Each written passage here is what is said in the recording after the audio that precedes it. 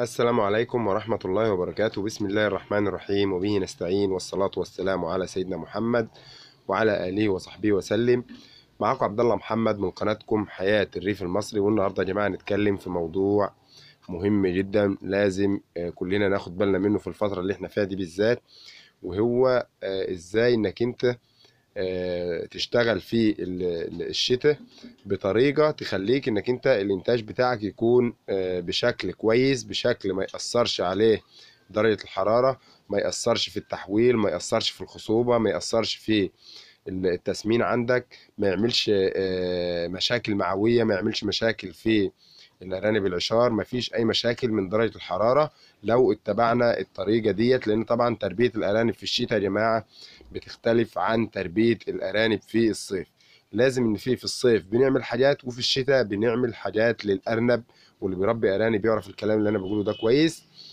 طبعا في كتير من المربين يا جماعه ما بياخدش بالهم من النقط دي. كل الحاجات دي هنقولها في الفيديو ده.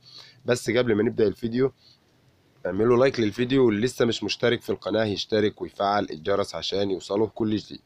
اول حاجه يا جماعه لازم نحافظ على النظافه والدفى بتاع المكان بتاع الارانب كويس جدا في الشتاء.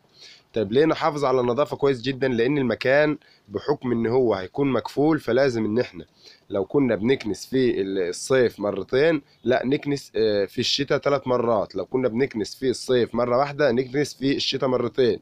ما نخليش بول من بتاع الأرانب يجي على الحيطان، ما نخليش بول من بتاع الأرانب يجي على الأرضيات، ما نخليش المزرعة فيها بذل كتير، ما نخليش المزرعة فيها أي حاجة تكون بتسرب ميه على الارضيات او على الحيطان، وتبدا ان الميه تعمل ابخره في المكان. لان طبعا المكان يا جماعه هيكون مكفول عشان التدفئه، فلازم المكان يكون نظيف بحكم ان هو مش هيكون فيه تهويه جيده زي الصيف. ولازم برضو ان احنا نسيب في المكان تهويه بسيطه عشان نفس الارانب.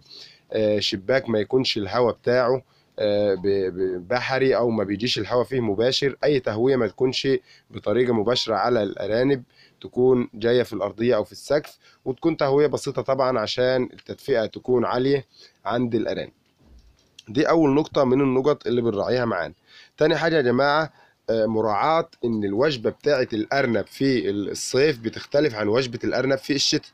يعني الارانب في الشتاء يا جماعه والكائنات الحيه عموما بتحتاج ان هي بتاكل نسبه كبيره او كميات اكبر شويه من الاكل في فصل الشتاء.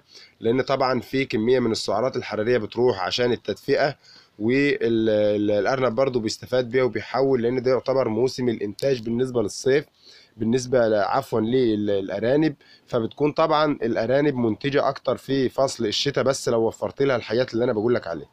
عشان طبعا هي بتبدا ان هي تقدر ان هي تاكل كتير، وتقدر ان هي تهضم، وتقدر ان هي تتكاثر وتشتغل.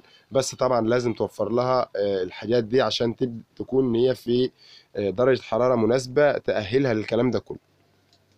تالت حاجه معانا يا جماعه فرش الولادات قبل الولادة، ووضع كرتونة تحت الفرشة بتاعة الولادة، ووضع قش الرز. وقلنا الكلام ده كله يا جماعة لازم ان احنا نعمله في الصيف، عشان طبعا في الشتاء عفوا. لان طبعا لو الأرنبة ولدت على لو دخلت الولادة كده ما فيش قش رز وما فيش كرتونة تحت ونتفت شوية شعر كده وولدت في الولادة، طبعا الأرانب الصغيرة كلها هتسجع، لأن هيخش لها الهواء من تحت من الفرشة بتاعة الولادة، طبعا بتكون مخرمة.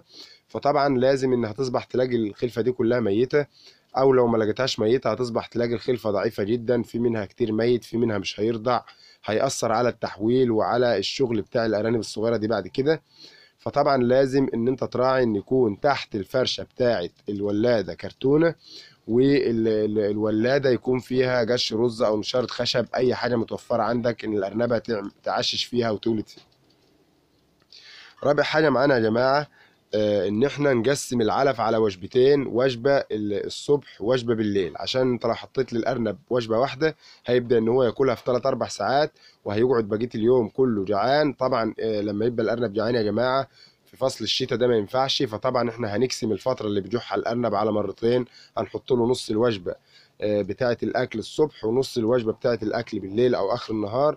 هيبدا ان الارنب على ما ياكل الوجبه بتاعه الصبح في 3 ساعات ولا في ساعتين 3، ويبدا ان هو يجوع له كمان ساعتين 3، يكون جه ميعاد الوجبه الثانيه تحطها له برده بدل ما يجوع 7 8 ساعات على بعض، لا يجوع 4 ساعات، يجوع 3 ساعات، يكون هو بيهضم الاكل اللي في بطنه، من ناحيه ما يحصلوش اي مشاكل معويه، ومن ناحيه ما ياثرش الكلام ده على التحويل بتاع الارنب وعلى الشغل بتاع الارنب.